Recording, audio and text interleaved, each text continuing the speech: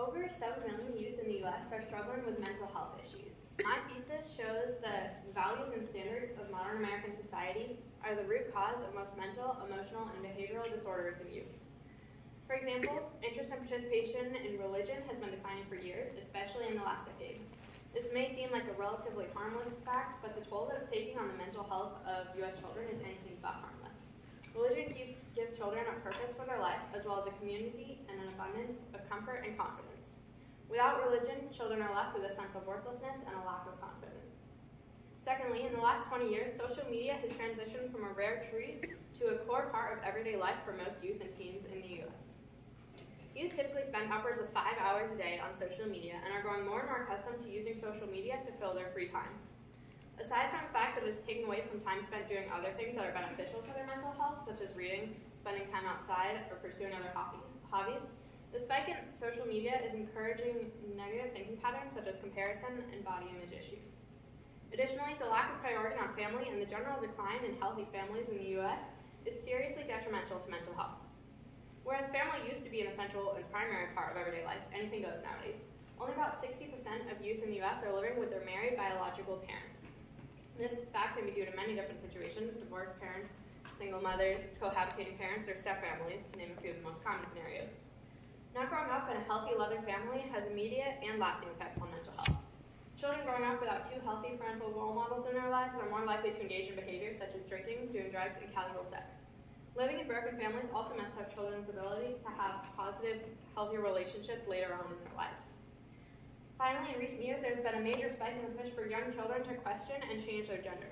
In the last few years, there's also been a large increase in detransitioners, people who, after a few years, realize that they were pressured too quickly into making a decision that they don't agree with and they don't want. Regardless of whether or not gender transitions in and of themselves are right or wrong, encouraging youth to make such decisions is dangerous and wrong. It's scientifically proven that the prefrontal cortex, which is responsible for decision-making, problem-solving, judgment, and impulse control, is not fully developed until the mid to late 20s. Since we know that children are not capable of making good and rational decisions, we cannot expect or encourage them to transition genders, especially since there are long-lasting physical and mental effects of such changes. Some evidence seems to point to the conclusion that the leading causes of mental and emotional disorders in youth in the U.S. are natural occurrences in everyday life, such as stress, fear, and family conflicts. However, further investigation shows that those natural occurrences are in fact a product of the current values and standards of the U.S. society and not a cause. Based on these facts, I've concluded that the values and standards of modern American society are the root cause of most of the mental, emotional, and behavioral disorders that U.S. youth are struggling with. I'm now ready for questions. Hi, Kristen. Well, I really appreciated your thesis. I enjoyed reading it, and I feel like you had an abundance of sources. You did a lot of research. A thesis like this requires a lot of research, statistics to support it, and you had a lot of sources, a lot of current sources. I was looking at the dates on them, and it was all like 2018 to the present. They were very current, so that's definitely what you needed to have in a paper like this. And I just commend you for tackling this huge issue. It was kind of overwhelming to read everything that you had in this paper, and so I'll be interested here in a minute to find out what that was like for you, but I did just want to applaud you for your courage. It was very just straightforward. You knew what you believed, and you just went for it and got the research to back up those points, so really good job. But I would like to kind of get a feel for how you chose this, and if any career goals are kind of involved in the choice of topics. Yeah, I've done a lot of babysitting and childcare over the years, and a lot of the kids that I've babysat for are growing up in like the public schools with broken families and things like that, and I just found it very interesting, like the difference that just I could see in children who are growing up in healthy families versus broken families and things like that, the rules that they have and how it affects them on like technology and things like that. So seeing that, I kind of concluded some of these on my own, and I was like, oh, it would be interesting to kind of look into the actual statistics behind this and figure out why this is and how these standards that are kind of dropping off in our society are affecting the mental health of youth. And then definitely I'm planning to major in early childhood education and potentially end up getting a master's in clinical psychology to be a child therapist. So definitely something that I'm interested in.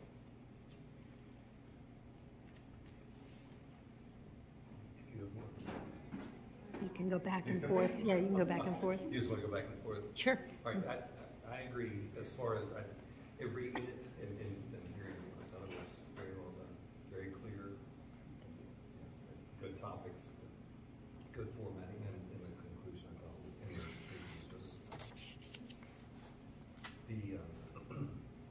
just some thoughts about that. I like your point that normal doesn't mean healthy. Yeah. Now they're saying that 52% of young women are saying they're depressed or sad. So what is the new normal? We're at more than 50%. Did you run across any? You mentioned about religion being an important component. Did you run across any information comparing different religions in terms of statistics with mental health? I didn't specifically go too much into like different religions. The general consensus that I found was, in general, if children are able to believe in a God and have a community around them, that's beneficial for their mental health. There was nothing really like segregating what types of religion were more or less beneficial to mental health. I was interested in that point too. I had that same question. So what did you make of that? Did it challenge you in any way? Because it actually it challenged me. Like when I saw that you weren't just talking about Christians, you were showing that any religion with a supportive community has a positive impact on mental health. So yeah, I'm just wondering kind of. Yeah, I think I didn't go into it too much like on the different religions, but the main thing that I found was like knowing that there is a higher power and that there's someone else in control, that it's not just all on you, was something that was very comforting and encouraging, like giving confidence and purpose and stuff.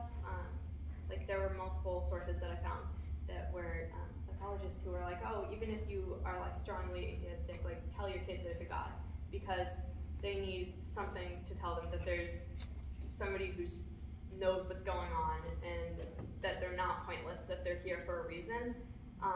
And so I think that, especially while children are young, that can be found in a lot of different religions. Probably as they get older, they might question those things more and make different decisions, but I think when they're younger, just the idea of a higher power is what's really beneficial for them.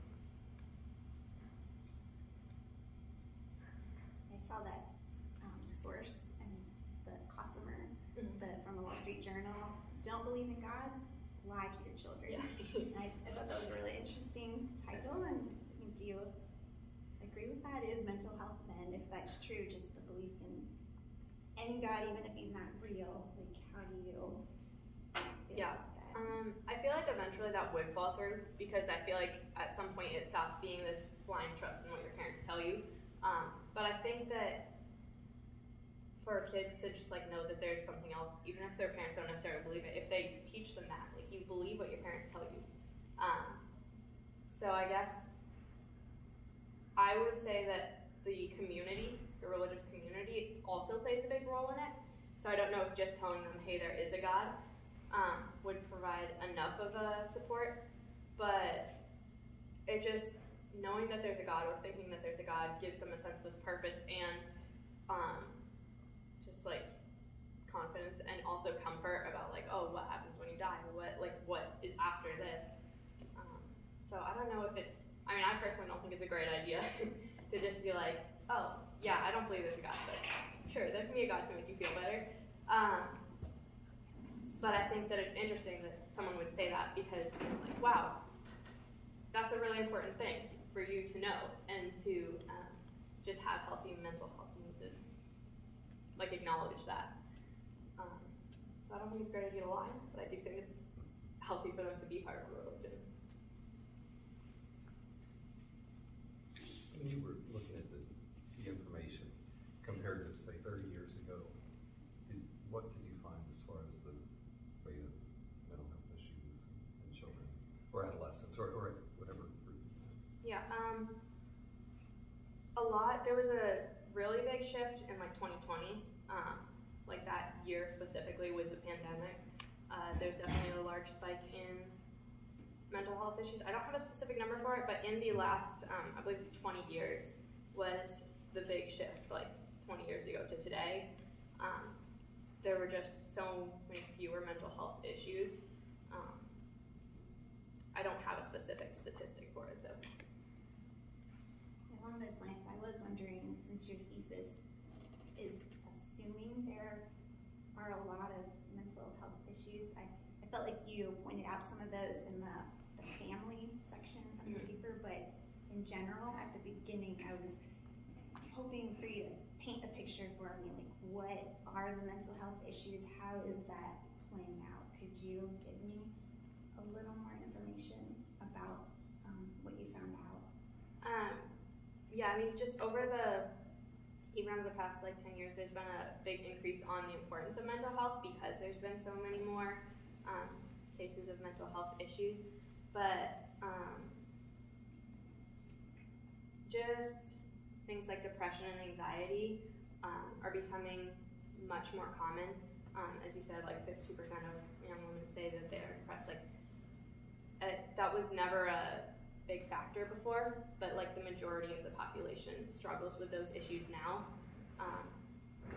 And so I didn't really get specific statistics again on what were the most common. Well, depression was the most common. I did come across that one in my research, but I didn't go into too much like how they've shifted. I was kind of going off of the assumption that they have because of different articles and stuff that I've read before about it.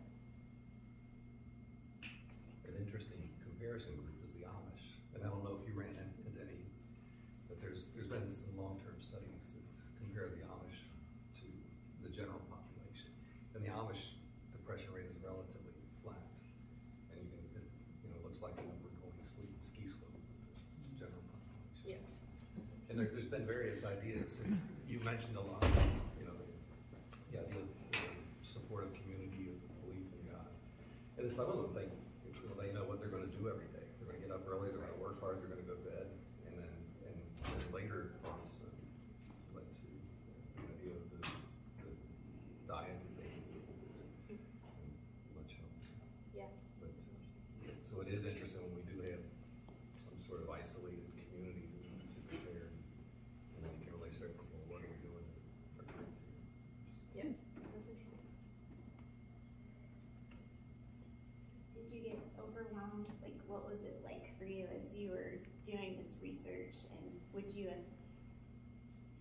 do it differently if you were going to write it again? Like, would you pick it? Was there one area that you felt like you could have really written a lot more about it, or do you feel feel about that? I personally felt like the gender transitions in youth, there was a lot more that I could have gone into,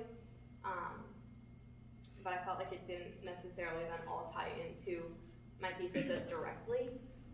So I limited that one a little bit more than I think I could have, because there are just so many more examples and studies about how children can't make decisions that young, and we don't expect them to make decisions in any situation. We don't expect kids to make rational decisions, but then at age 9 they can start taking hormone blocking injections and things like that, and I don't.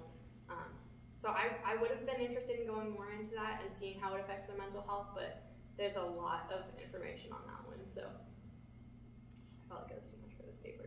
Yeah, I thought those were some good points about you can't, there's an age for voting and for drinking, but some of these other decisions children are allowed to make, and they're fickle. I thought that was another good point too. They change their favorite color, they make so many changes in how they see things, and so those were some really strong points.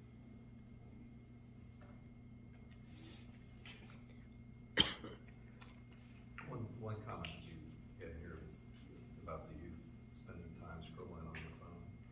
And just when we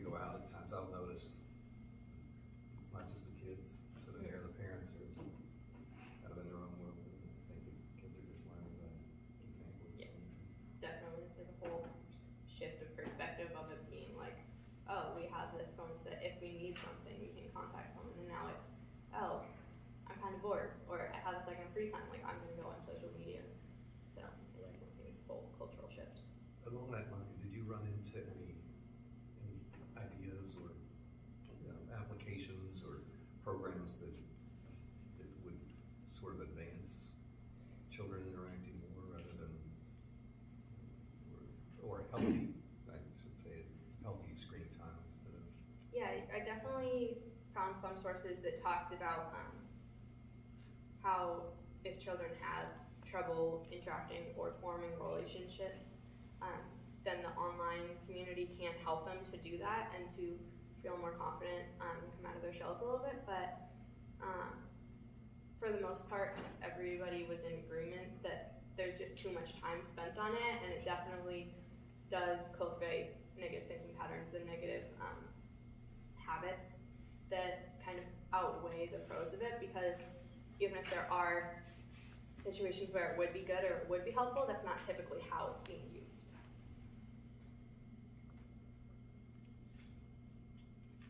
Did you feel like social media, I was kind of wondering along the lines of that question, like what is the underlying value? Like what are the values do you think that have shifted that would allow for it to be okay to spend 8 hours a day on social media? I think there's been a lot more emphasis on like doing what you want to do, what you're comfortable with, and less of, okay, do something that will help you to grow or help you like get you outside of your comfort zone. More of, oh, if you don't feel like doing something, you don't have to. And just being on like a phone or computer or whatever can be very comfortable. You don't have to kind of stretch yourself in any way. So I feel like the emphasis on that, and also just the focus on being entertained and not finding things to entertain yourself, but just being entertained, wanting things to come to you, has shifted a lot.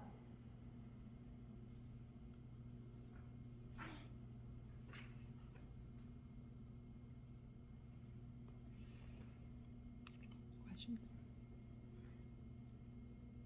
So do you have a good picture of what you believe a mentally healthy child, what does mental health look like in a child? I think that it kind of shows through a lot in how they act, how they behave, and how they spend their time. I think like good mental health, typically they'll have like more, I want to say like more patience, more respect, kind of. It does depend on like on how they were raised as well, obviously. But I think overall, it's a lot easier to kind of lash out if you don't have good mental health. And then just like how they spend their time. There's a lot of like destructive or not beneficial ways that you can spend your time. But if they have good mental health, they'll be more interested in doing like creative things that use the brain, things that excite them, and kind of losing that excitement, I think, is a big factor in negative mental health, how it would play out. After doing this, did you cut your screen time? Definitely more aware of it. It's like, oh, okay. What was the question? I'm sorry. After doing this, did I ask if she cut her screen time? Oh. It's definitely made me more aware of it. I mean, my mom's talked to me a lot about like how it affects you and the time that you spend on it, but it definitely was kind of an awakening. Like, wow, people really spend like 8 hours a day just scrolling through their phones. Like that seems like a lot, especially when you look at like the time they have doing other things. So it's interesting. Are there things, you mentioned babysitting and just the observations that you've made about the children, some of the children that you're close to, are there things that you feel like, your paper has so many weighty, hefty social issues that can be overwhelming. Do you feel like there are things that you're doing now that could promote mental health in the children that you work with?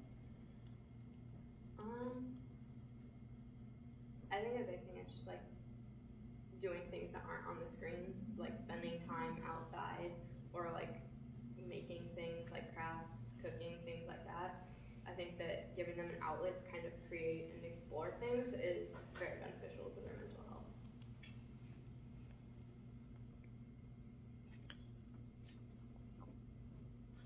I may be stepping, I'm not a judge, but I do have a question for your paper, and it was,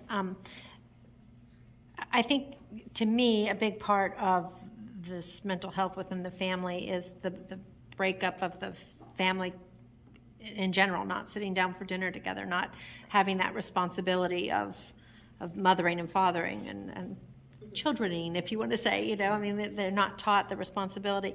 So part of it is, did you through your paper come up with anything about nutritional value? And then the second question, like having that make some changes in mental health and positive changes. And also, did you look into anything about access to, I feel like medications are too freely given instead of working with other things such as nutrition. Did you do any review on that in your paper? I know we read it long ago, I just can't remember that. Yeah, I didn't really go into nutrition. That would be interesting because I do think diet affects your mental health as well, but I didn't really go into that in my paper. But definitely is a standard that's shifted a lot. But I didn't address too much. I'm sorry, what was the second part of your question? Sort of the breakdown of the family central, sitting down to dinner without a phone, without, it's a no phone zone, that kind of thing. Do you see that? And then also, do you believe that, or did you come across any information that would talk about sort of, let's just make it easy. Let's put them on ADHD medicine. Let's put them on, on medications that, might have been done nutrition or a family center kind of thing. Yeah, I didn't go into that too much. I was more looking at causes than fixes that we currently use. But I think just since there's so many situations now where there are mental health issues, there's just so many people that it's, I would imagine, a little harder to go like case to case on that. So it might be easier to just be like, hey, you have depression, we'll give you this medication that we give everybody with depression, instead of helping them in other ways. But I didn't look into that too much. And then for the family time, I kind of, that would also be interesting to go into, but I focused mainly just on the big difference between like a healthy family with your married biological parents versus a broken home and how that affected it. So it would be kind of another topic to go into the family situation at home, even if it is a healthy family. Okay, thank you. Just a couple of comments. As far as you mentioned about doing things outside, the vitamin D is important, and you see that decline in younger people now. We're doing that, and a lot of the studies is Mrs. Palmer mentioned, that will show that mild to moderate exercise is just as effective as some of the antidepressants, but people want a pill. Yeah, it's definitely an easier way out, whether or not it's better. But so I think your comments were right on line about doing more things physically and outside. And then, the thoughts about the broken family. There's a 14% increase in suicide in children who grow up in a broken family. So it's not just that point in time. It's right. It's down the road.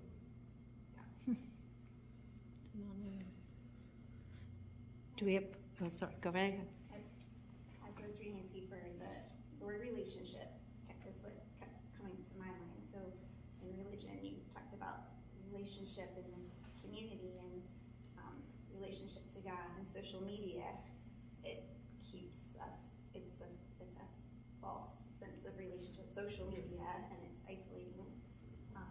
And so could you, and even broken families, like our relationship with God is broken, so then our relationships with each other are broken. And could you conceptualize, could you fit everything under, like, could you talk about that a little bit, your thoughts about just the relationships that are lacking?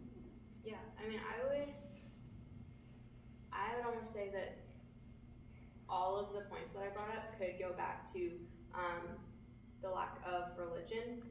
like the U.S. was founded on a Christian religion, and there was religion tends to emphasize family and relationships with others and with God. So I think that emphasis, as the emphasis on religion in general, is fading all of the kind of things that go along with that, which would be the other facts that I brought up, or topics that I touched on, would kind of all be things that were emphasized in religion. So if religion isn't emphasized, they wouldn't be emphasized. So I do think they're kind of all related in that way. Any closing statements for Kristen on her research or her paper? Or do you have other questions? I don't mean to short. You have a couple more minutes, but if you don't, then we can address her with closing statements. To comment on you picked a topic that I think you can write 10,000 pages. So,